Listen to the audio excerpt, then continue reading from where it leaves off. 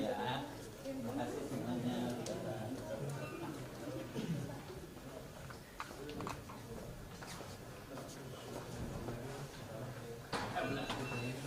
Iya, bulan depan kau ikut.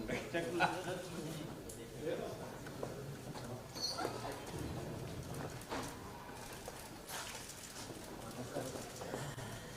Saya ramen nggak, Pak?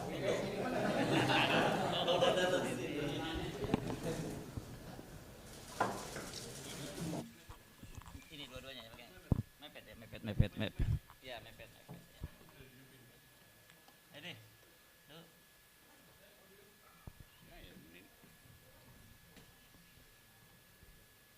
Gua tunggu dari lu, Gus. Sudah, Gus?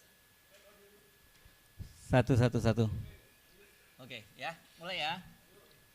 Bismillahirrahmanirrahim. Assalamualaikum warahmatullahi wabarakatuh. Salam sejahtera untuk kita semua, teman-teman media. Terima kasih sudah hadir walaupun undangannya mendadak ya.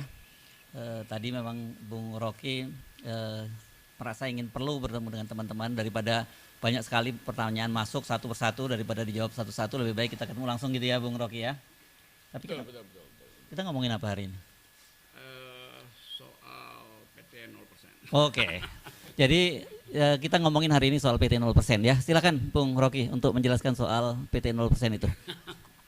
Semuanya dimulai dari soal PT 0% Yes, sebetulnya. Mic. Mic-nya harus mepet. Kita selalu berupaya untuk mendudukkan masalah di dalam konteks yang paling purba, konteks yang paling awal, yaitu kegagalan negara untuk menghidupkan percakapan politik. Kegagalan yang disebabkan oleh berbagai macam ambisi yang seharusnya dikanalisasi melalui persaingan politik. Tapi karena persaingan politik ditutup oleh soal-soal persyaratan 0% segala macam itu, maka dia cari kanal tuh. Jadi itu konteks besarnya tuh kira-kira tuh. Kenapa kemudian misalnya buruh nuntut Omnibus Law dibatalkan, kenapa masyarakat adat tetap bergerak untuk mempertahankan hak rakyat mereka tuh. Ini semua karena tidak ada kejelasan regulasi. Tapi itu saya jadikan aja sebagai patokan kalau kita bicara nanti. Yang lebih penting adalah saya mengantisipasi pertanyaan-pertanyaan wartawan yang berseliweran. Jadi itu intinya tuh. Saya mulai dengan satu kesan pribadi saya. Selama kurang lebih 1 minggu ini, ketika kasus ini mulai beredar, saya ada di mungkin 9-10 kota di Lombok, Jawa Timur, Jawa Tengah tuh. Diundang oleh para mahasiswa tuh. Dengan maksud saya memberi kuliah seperti biasa, kuliah umum. Tetapi dari seluruh undangan seminggu ini, seluruhnya dipersekusi. Saya nggak boleh masuk kampus, saya nggak boleh ketemu akademisi itu. Jadi ada dugaan saya bahwa soal ini soal biasa aja kan. Mau dibawa ke jalur hukum, oke. Tetapi jangan halangi saya untuk bicara dengan para mahasiswa itu. Nah, yang menggemparkan kemarin adalah di yang sudah tahu di Jogja itu adalah saya dihalangi untuk bertemu dengan kurang lebih 1.500-2.000 mahasiswa di situ. Justru itu dihalangi oleh PDIP. Dan saya merasa buat apa menghalangi saya? Toh kalian partai, kalian punya kekuatan untuk mengubah undang-undang tuh. Silakan ubah undang-undang di DPR, bahwa intelektual atau akademisi atau kritis sosial nggak boleh bertemu mahasiswa tuh. Jadi itu yang saya sayangkan. Padahal saya bertahun-tahun mengajar di sekolah Megawati itu tentang pikiran bangsa. Jadi kalau saya mau terangkan pikiran bangsa, kok dihalangi oleh partai di mana saya mengajar tentang pikiran bangsa. Tapi saya paham itu tuh. Jadi terlihat di publik sekarang ada perselisihan tentang kasus saya. Mereka yang mengerti pro saya mengatakan bahwa itu bukan hinaan, itu kritik. Nggak usah saya lanjutkan argumennya. Jadi saya berterima kasih pada mereka yang menganggap bahwa saya justru membuka pembicaraan untuk menghidupkan diskursus tentang apa sebetulnya yang disebut kritik publik terhadap pejabat publik gitu.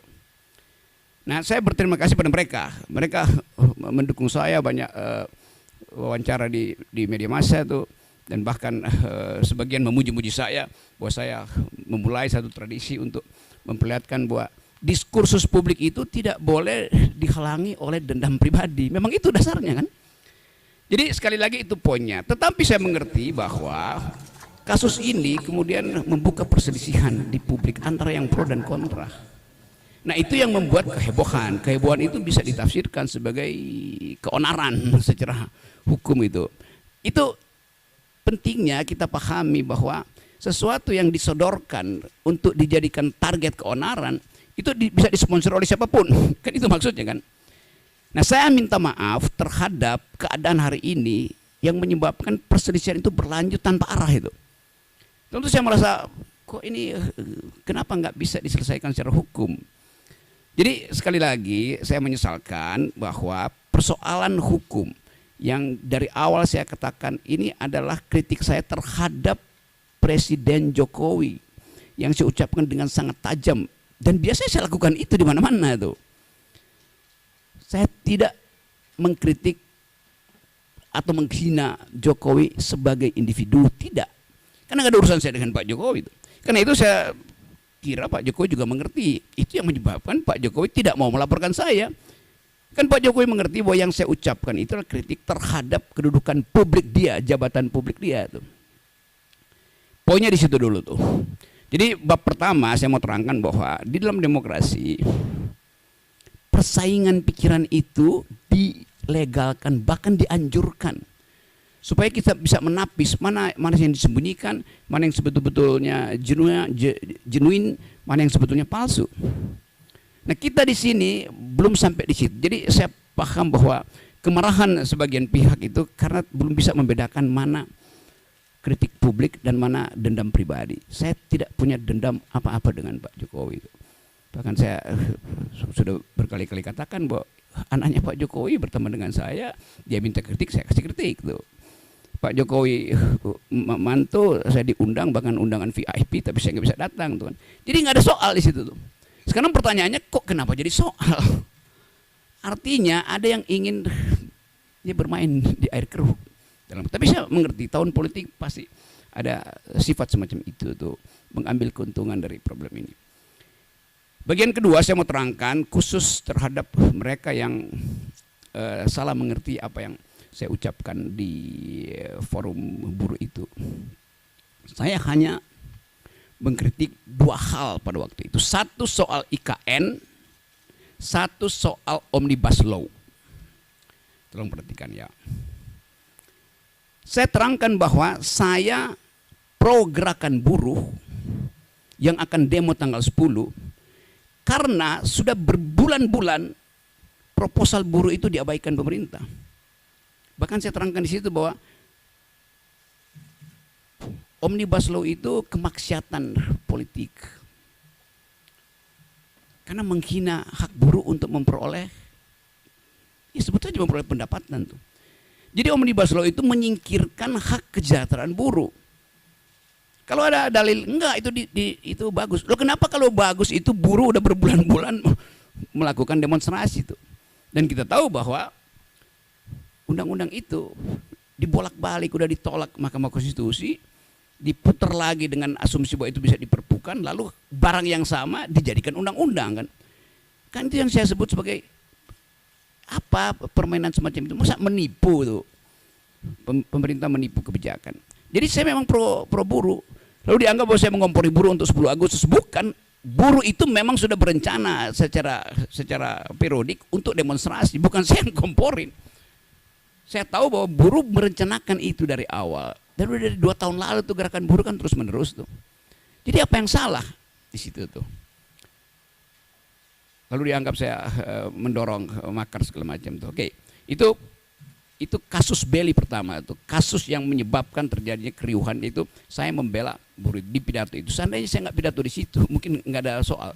Tetapi tentu kekuasaan menganggap bahwa gerakan buruh ini akan mengalami eskalasi itu. Karena itu, ya oke, dicari cara supaya diabort. Jadi kasus pertama. Kasus kedua adalah soal IKN. Tiba-tiba masyarakat Dayak menganggap saya menghina adat Dayak. Di mana hinaannya? Saya justru membela hak masyarakat adat untuk tidak dieksploitasi oleh investor Cina. Bagaimana mungkin? Mungkin udah 5-6 kali saya ke Kalimantan, diundang oleh universitas, diundang oleh komunitas masyarakat adat untuk minta pendapat saya. Tetap pendapat saya, IKN ini berbahaya secara diplomasi, berbahaya secara geopolitik, dan bahkan berbahaya secara kebudayaan. Karena pasti kalau ada IKN di situ, masyarakat adat akan tersingkir. Dan itu artinya hilang jejak kultural kita di situ. Jadi dari awal saya membela masyarakat adat, Dayak, Banjar segala macam di situ. Jadi kalau ada satu theatrical, ada binatang digorok di situ, saya menyesalkan. Siapa yang provokasi teman-teman Dayak saya yang pernah berkali-kali mengundang saya? Itu soalnya tuh. Jadi soal-soal semacam ini yang mau saya ucapkan untuk menerangkan bahwa saya mencintai bumi Kalimantan karena saya itu bertahan, jangan itu dijual. Pada waktu itu 2 hari sebelumnya kan beritanya Pak Jokowi pergi ke Cina untuk minta investor asing tanam. Bahkan kira-kira Pak Jokowi bilang, udah saya kasih konsesi 180 tahun, Anda tolong buatkan kami ibu kota. Bagaimana mungkin? Itu yang disebut ya presiden menjual negara. Kenapa mesti tersinggung? Memang faktanya presiden berupaya menjual negara, tuh, menjual lahan di Kalimantan untuk dijadikan IKN. Dia udah jualan ke negara-negara Arab, nggak bisa, jualan ke Kanada nggak bisa, sekarang jualan ke Cina itu. Jadi poin saya di dalam soal itu adalah saya tetap tidak ingin IKN itu dijalankan, apalagi dalam soal perjanjian.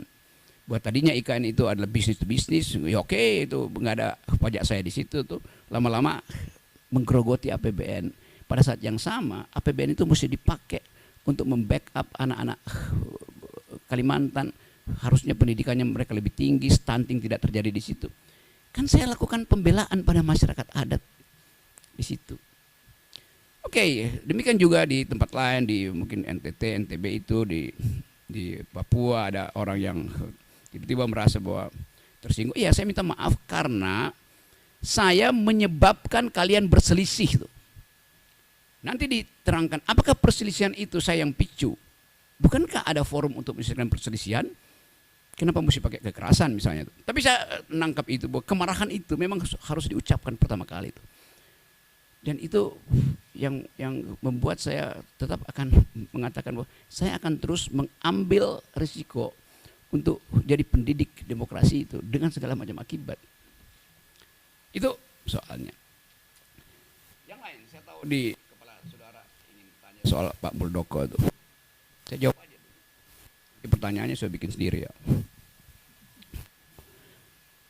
Kekagetan saya kemudian, atau bukan, kecurigaan saya bahwa ada kondisian di publik, akhirnya secara metodologis saya hubungkan dengan pernyataan Pak Muldoko. Dia marah juga tuh. Saya akan pasang badan. Tentu. Jadi saya bertanya, Pak Muldoko ini relawan statusnya juga. Karena bahasanya sama, kami pasang badan. Padahal Pak Muldoko itu pejabat publik yang mestinya dengan dingin mengatakan bahwa oke, ada problem, mari kita selesaikan secara argumen atau secara hukum itu. Pasang badan artinya itu bukan bahasa dasar dari seorang pejabat publik kan. Kayak preman itu mau pasang badan itu. Padahal ini pikiran saya yang saya kritik dengan cara yang sangat tajam, dengan bahasa yang saya pilih tajam. Tapi tidak diarahkan pada pribadi Presiden Jokowi, tapi pada lembaga publik, yaitu kabinet bahkan yang di dalamnya ada Pak Muldoko. Jadi kita gagal untuk membawa bangsa ini pada percakapan intelektual. Itu dasarnya. Rocky Gerung kan intelektual, kenapa pakai bahasa begituan? Iya, di kampus saya pakai bahasa akademis. Tetapi dalam kritik kebijakan saya mesti pakai bahasa yang bisa dimengerti oleh orang yang berkali-kali diterangkan nggak paham-paham juga tuh. Berkali-kali buruh minta direview itu nggak ada dipahami. Berkali-kali masyarakat akademis mengatakan IKN itu salah secara konstruksi hukumnya karena mestinya minta izin dulu pada masyarakat adat. Pernah nggak Jokowi minta izin pada masyarakat adat? Tidak. Apa itu bentuk minta izinnya? AMDAL. AMDAL itu adalah hak masyarakat adat untuk mengiyakan atau tidak mengiyakan proposal politik. Pak Jokowi udah putuskan duluan itu, baru diminta pembenaran secara masyarakat adat, secara AMDAL kan. Kan itu cara berpikir yang kacau tuh. Jadi saya nggak ada dendam pada Muldoko, pada Pak Jokowi. Saya menganggap bahwa kebijakan mereka harus dievaluasi. Kenapa saya ambil posisi itu? Karena partai-partai politik tidak ada yang bersuara tentang itu. LSM bersuara, publik internasional bersuara. Jadi itu dasarnya tuh, teman-teman. Nah, sekarang saya bisa duga bahwa kasus ini akan berlanjut menjadi kasus hukum. Oke, saya terima kasus itu tuh. Jadi poin saya adalah, sekali lagi saya garis bawahi, saya minta maaf karena peristiwa itu membuat perselisihan ini makin menjadi-jadi itu. Itu intinya itu. Dan tentu ini berbahaya di dalam tahun-tahun seperti ini. Kenapa? Karena di belakang kasus ini berbagai macam kepentingan ngincer untuk mengeksploitasi itu. Tapi saya tidak akan berhenti menjadi pengkritik. Itu dasarnya itu. Jadi sekali lagi, mari saya anggap aja bahwa oke, selesaikan aja kasus ini. Karena rumah saya di Sentul itu diintai, WA grup saya dimaki-maki. Ya, kalau itu biasalah, saya anggap ya, kadang-kala itu akun abal-abal. Udah lihat Rok, gua mau gorok lu seperti itu kan, bagaimana coba prinsip itu? Padahal saya sendirian, saya nggak punya partai politik. Dituduh antek asing segala macam, asing dari mana? Jadi segala hal kemudian disodorkan di situ, dan peristiwa ini tensi politiknya atau political tone-nya itu makin lama makin terlihat. Jadi dasarnya itu dari keinginan saya untuk bersahabat dengan teman-teman di Papua, teman-teman di Dayak, teman-teman di NTT, di Tangerang segala macam yang lagi marah. Oke, saya terima kemarahan itu, saya minta maaf karena saya membuat kalian itu marah. Tetapi sebagai orang yang bertahun-tahun berupaya untuk menghidupkan demokrasi, saya mesti terangkan latar belakangnya tuh. Jadi mohon dimengerti. Bagi mereka yang sudah mengerti, oke, terima kasih. Bagi mereka yang mungkin satu waktu akan paham bahwa oh itu ya beda antara pejabat publik dan pribadi individu itu. Wartawan juga begitu. Gak ada yang secara persis membuat perbedaan distintif antara pejabat publik dan individu yang menjabat jabatan itu. Beberapa waktu lalu di Jogja ada pertanyaan, kenapa Pak Rocky menghina keluarga Pak Jokowi? Bagaimana mungkin wartawan ada cara berpikir begitu? Artinya dia nggak tahu kasusnya, dan dia nggak tahu konsepnya, tuh kan. Itu juga nambah keburukan. Jadi teman-teman itu pengantarnya, dan silakan kalau masih ada soal, tetapi silakan tanya hal yang fundamental. Saya akan jawab itu dengan cara saksama dalam tempo sesingkat-singkatnya. Oke, teman-teman, kalau ada yang mau mengajukan pertanyaan, persilakan, pertanyaannya to the point ya. Silakan. Atau dianggap cukup?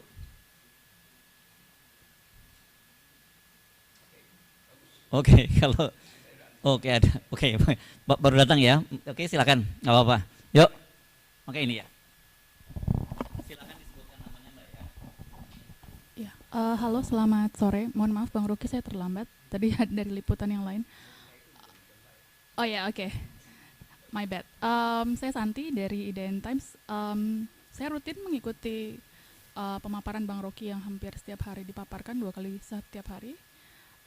Di salah satu sesi Bang Rocky mengatakan bahwa yakin bahwa pelaporan, kan ini 2 pelaporan ya, yang di Barreskrim ditolak karena harus presiden sendiri yang membuat laporan. Tapi kemudian mereka beralih ke Polda Metro Jaya, dan sepertinya di Polda Metro Jaya itu akan diproses. Dan Bang Rocky sepertinya meyakini bahwa ini akan berujung ke pengadilan. Jika itu yang terjadi, apakah sudah menyiapkan langkah mitigasi seperti misalnya menyiapkan kuasa hukum atau langkah apa yang akan dilakukan? Karena ini akan jadi presiden kedua setelah kasus yang Fathia dan Haris Azhar. Terima kasih.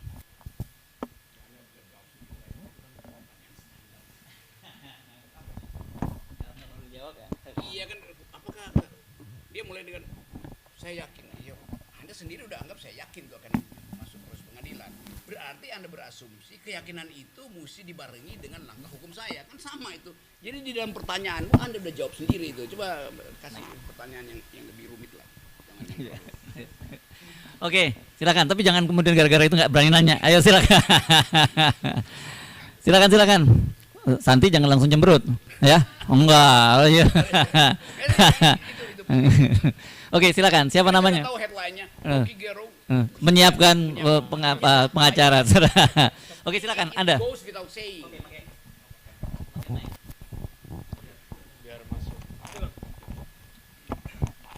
Izin Bang, saya Rizky dari kompas.com. Siap. Oke, siap. Bang, kan tadi kan sudah disampaikan juga sama rekan saya kalau Polda Metro Jaya akan memproses laporan tersebut. Apakah nanti Bang Rocky siap menghadapi proses hukum tersebut atau gimana, Bang? Terus juga terlapor. Yang lain. Dia nggak dengar pertanyaan Santi itu. Yang lain aja. Yuk, temen yuk bicara hal yang sama, yuk nanya juga tuh. Gimana tuh? Sore Bang, sore. Pakai izin ya, wartawan. Sore boleh ya? Mestinya egaliter ya. Saya Sore, sering Bang. perhatikan teman-teman kalau jumpa pers pakai izin, nggak usah izin. Anda diberikan hak mewakili publik untuk menanyakan itu pada pejabat publik. Ya, sorry. Sore Bang, saya Rifai Bang dari Voya ID. Bang, laporan Anda di Bareskrim kan ditolak.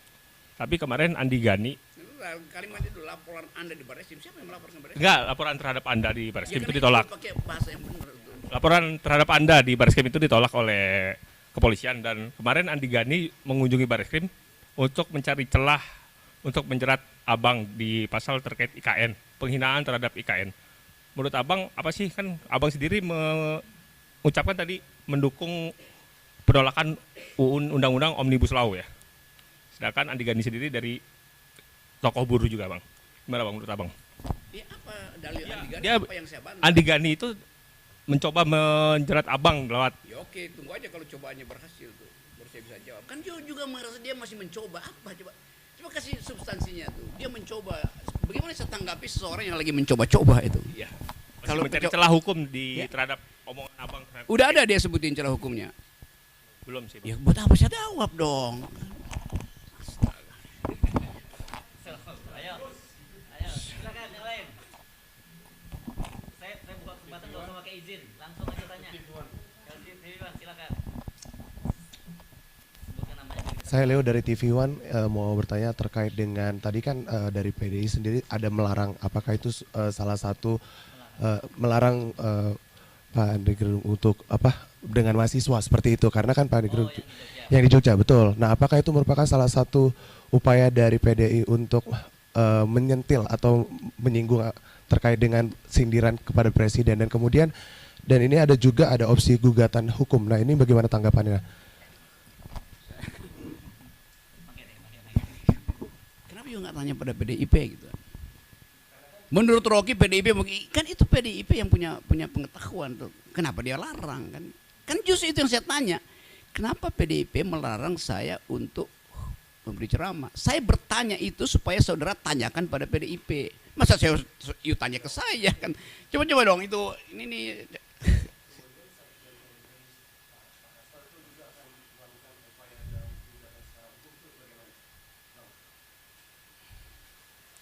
So, Hasto jangan upayakan dong, jangan hukum dong segala macam.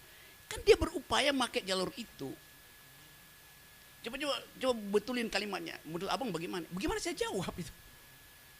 Hal yang memang formil, dia melakukan langkah hukum itu. Ya udah. Kan Anda mau saya menjawab di luar jawaban yang standar. Saya hormati. Padahal cuma itu jawabannya. Nanggap nggak? Yes. Sorry ya, saya supaya tajam. Kalau enggak nanti headline-nya menceng-menceng itu. Atau saya bilang, ya persilahkan Hasto bertanya. Lalu Anda sebut, Rocky Gerung mempersilahkan Hasto melakukan langkah hukum. Itu apa beritanya? Itu kan nggak ada nilai berita. Memang begitu harusnya.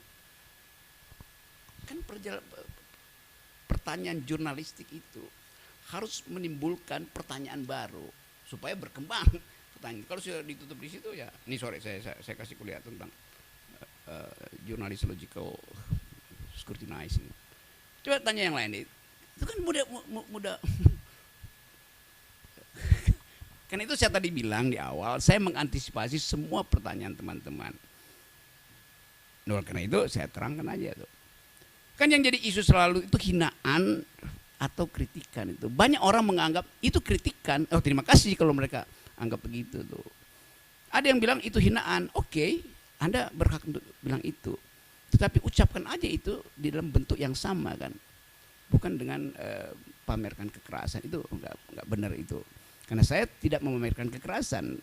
Oh iya, itu kekerasan naratif. Oke, kita buktikan nanti apakah saya lakukan kekerasan naratif kan. Tetapi tadi saya sudah minta maaf karena saya memang menyebabkan perselisihan itu berlangsung. Itu intinya itu. Bukan saya minta maaf pada PDIP atau minta maaf pada relawan, itu soal lain itu. Bahwa saya menyebabkan dalam 1 minggu ini orang berselisih itu. Ini hinaan atau kritikan kan, dasarnya itu kan. Ada yang menganggap bahwa ucapan saya itu ucapan binatang itu. Oke, dia punya persepsi itu.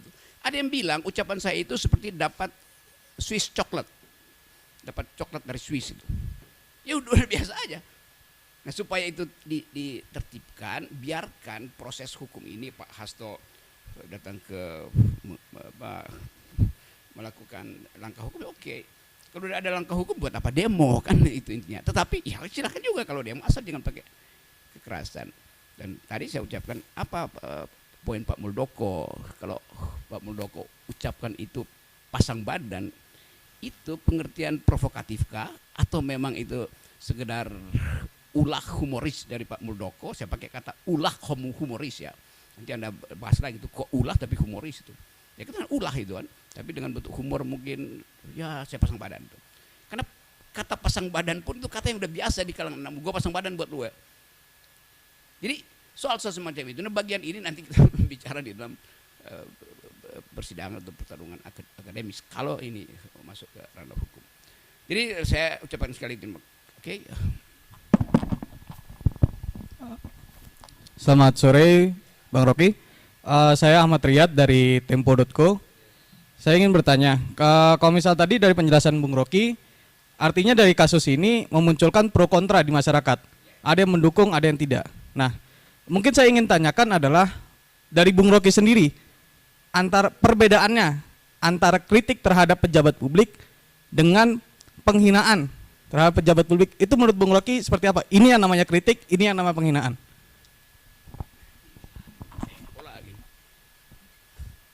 Kritik itu artinya saya terangkan kontradiksi di dalam kebijakan itu. Menghina artinya pada orang. Bagaimana bisa menghina pejabat publik? Kan tadi saya terangkan, martabat itu melekat pada manusia ansih, namanya human dignity itu. Anda punya martabat. Pejabat publik, nggak boleh kita berikan martabat individu itu pada pejabat publik. Kenapa? Pejabat publik itu diangkat berdasarkan kesepakatan sosial.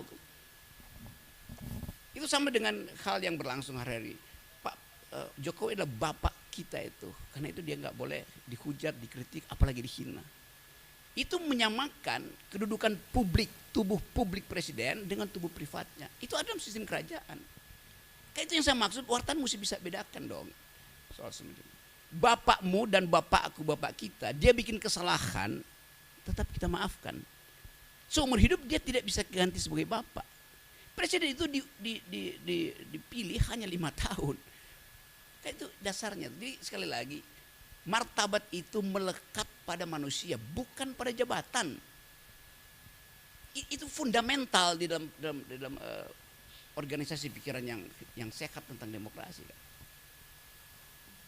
Bisa nggak? Atau saya terangkan dulu lah hal yang lebih filosofisnya. Dulu raja itu disebut the king can do no wrong. Nggak mungkin salah raja itu.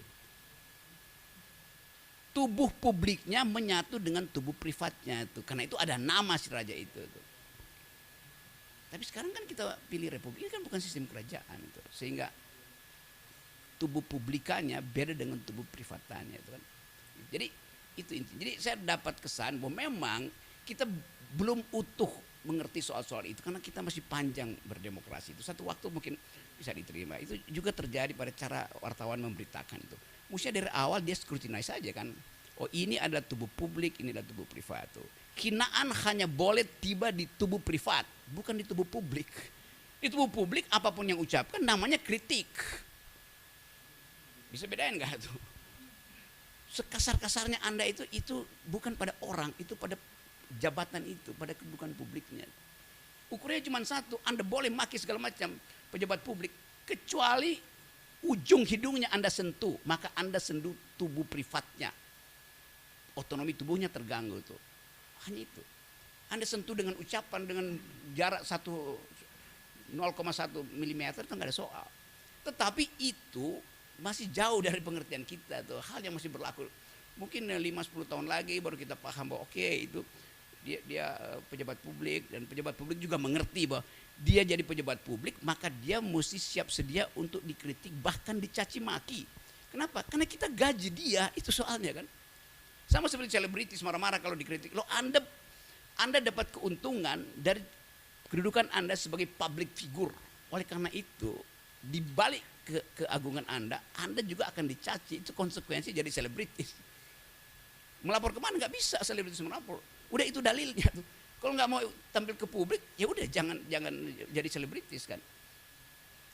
Kan itu dasarnya tuh. Jadi teman-teman sekalian kita belajar sama-sama itu supaya saya inginkan ada keheningan lagi dan kita bikin refleksi apakah kasus ini bisa jadi pelajaran bahwa kita memang belum cukup mampu mencerna nilai-nilai demokrasi itu.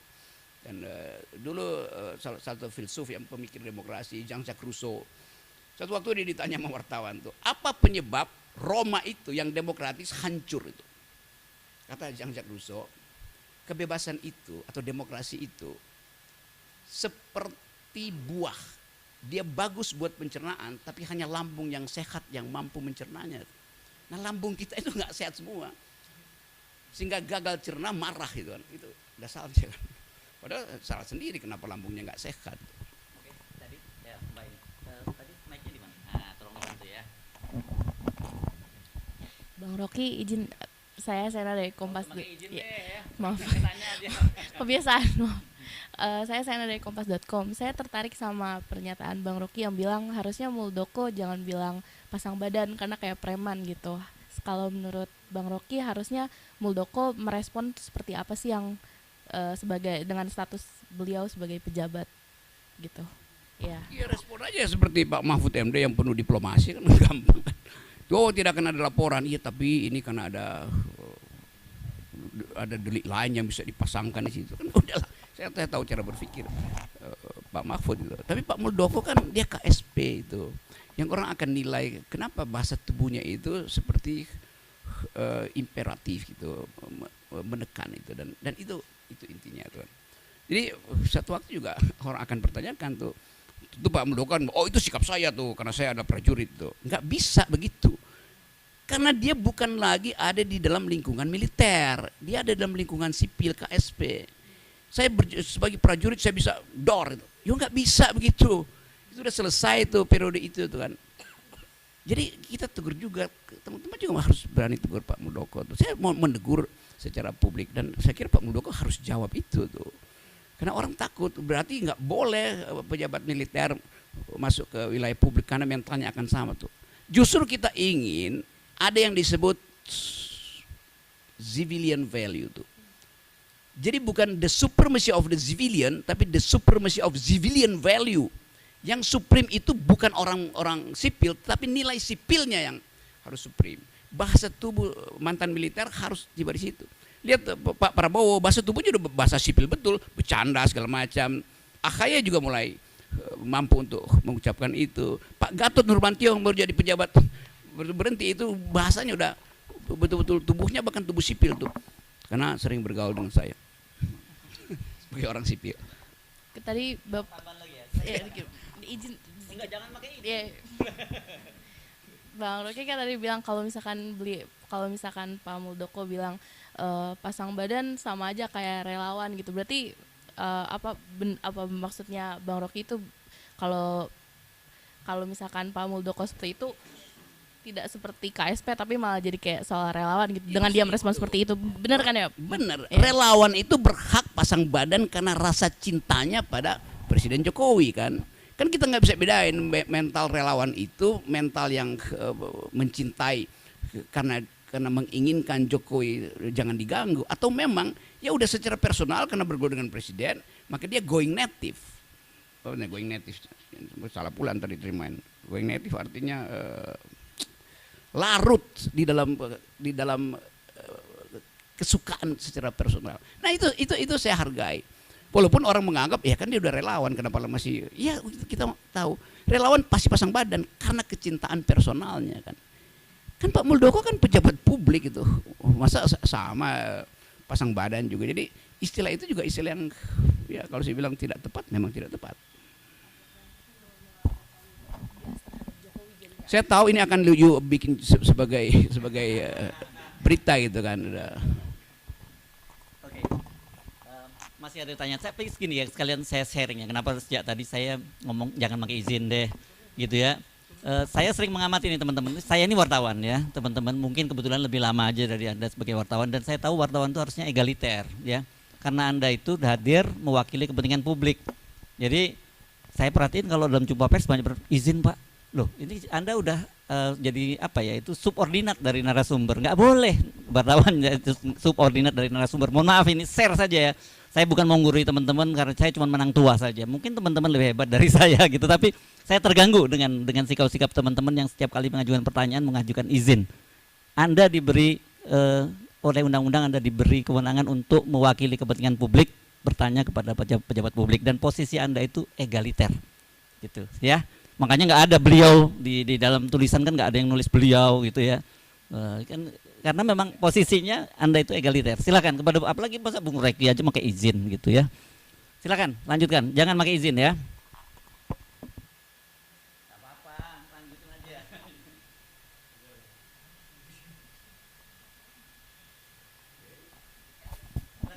Pak, saya Vika dari kompas.com.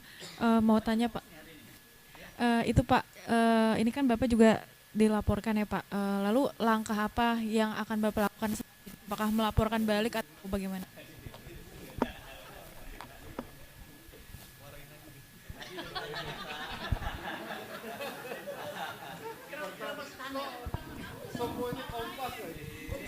Standar cara bertanya. Saya jawab, saya akan ambil langkah 1000 untuk kabur. Mau you tulis nggak coba? Ini nggak masuk akal tuh. Jadi pertanyaan pun jangan standar deh itu. Udah minta izin standar pula pertanyaannya. Aku nyoba kali kedua deh. Jangan galak-galak lah Bang Rocky. Enggak, saya nggak galak, saya tegur. Teman-teman pada jadi jiper gara-gara Bang Rocky menanggapnya seperti mohon maaf ya Bang Rocky ya. Bang Rocky salah satu narasumber yang agak menyebalkan siang ini ya. Saya jujur aja nih Bang Rocky. Pertanyaan kalian juga menyebalkan. Cerdas itu. Gini Bang Rocky, ini saya melihatnya kalau Bang Rocky serius diproses oleh Polda Metro Jaya dan berakhir di pengadilan, ini menciptakan ketakutan bagi publik untuk juga menyampaikan kritik gitu terhadap pemerintahan yang saat ini. Apakah kalau menurut Bang Rocky, hal kekhawatiran publik itu jadi kenyataan seandainya ini berlangsung sampai ke pengadilan nanti gitu? Karena kan kami juga pekerjaannya juga termasuk salah satunya sebagai watchdog yang dibilang oleh Bang Hersu bolak-balik di sesi bersama Bang Rocky gitu.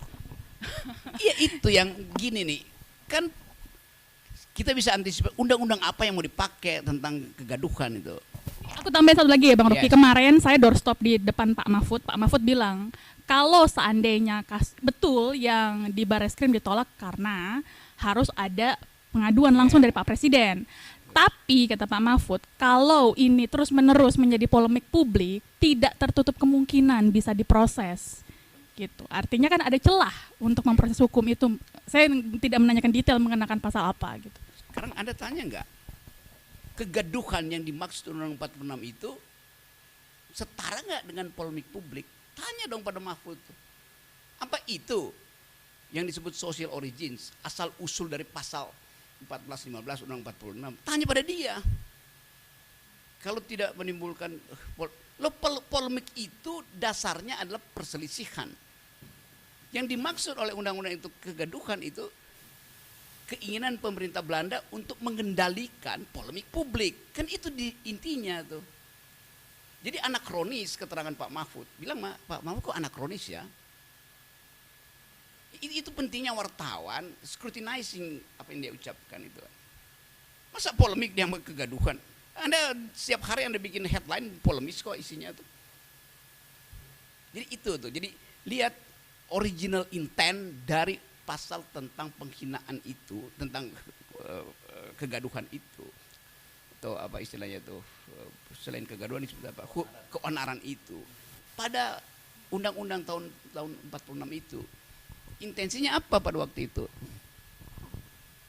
Nanti ada polemik tentang disertasi seseorang itu menimbulkan kehebohan publik, maka kena undang-undang 46 tuh, bisa.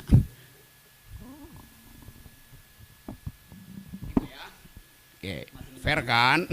Menyebalkan nggak jawaban saya? Ah, Santi. Ayo, silakan yang lain.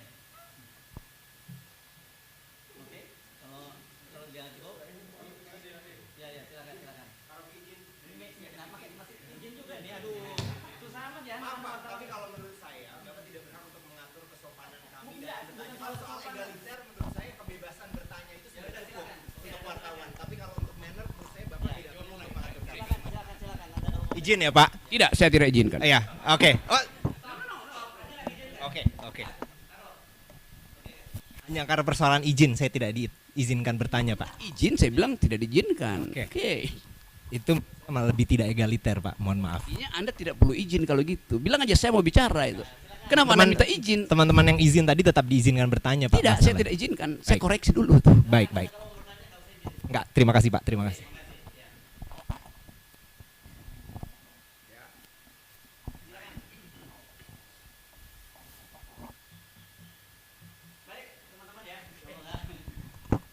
Oke, jadi saya ucapkan terima kasih teman-teman datang. Ini klarifikasi sebetulnya dan mungkin nanti ada konferensi pers berikut tuh. Kalau ternyata hal huru-hara ini atau kegaduhan itu berlanjut, pasti kita mesti pastikan ada sponsor-sponsor di belakangnya tuh kan. Kan itu udah jadi pola itu. Tapi saya tidak mendahului proses hukum dan saya tahu mungkin dalam 1-2 hari ini akan diproses secara lebih formal. Tapi saya terangkan dulu bahwa saya ingin hentikan kegaduhan ini. Saya minta maaf karena ucapan saya itu menimbulkan kegelisahan, menimbulkan tadi polemik itu. Dan polemik itu yang justru menghidupkan gairah saya bahwa negeri ini belum mampu untuk mencerna prinsip-prinsip demokrasi itu. Jadi saya akan terus menjadi pengkritik itu. Saya kira itu poinnya ya. Terima kasih ya. Yuk. Oke, baik teman-teman, terima kasih atas kehadirannya. Nah ini untuk sopan santun saya tentu akan mohon maaf kalau ada beberapa hal yang tidak berkenan dalam pertemuan ini. Mudah-mudahan kita bisa ketemu lagi dalam waktu yang tidak lama lagi gitu ya Bung Rocky ya. Assalamualaikum warahmatullahi wabarakatuh.